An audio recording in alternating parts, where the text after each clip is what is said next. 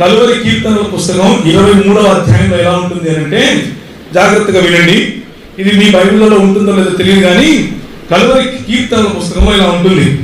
dash నా కాపరి, నాకు ఏమీ తెలియదు, పచ్చనొట్ల కోసం ఆయన నన్ను పీడిస్తుంటాడు, శాంతికరమైన శాపములతో నన్ను హింసిస్తూ ఉంటాడు, నా ధనమునకు ఆయన కనిపెట్టుకో ఉంటాడు, నా దశమ భాగమును బట్టి నూనె బాటిళ్లతో నన్ను వంచుతూ ఉంటాడు, కాజేసిన భూముల్లో ఆయన నివసించును కనుక ఏ అపాయానికి భయపడు, బౌన్సర్లు ఆయనకు తోడైంది, నీ క్రెడిట్ కార్డులు పేటిఎం ఆయన ఆదరించు, స్మార్ట్ ఫోన్లో సెల్ఫీల ఎదుట ఆయన నాకు భోజనము సిద్ధపరచు,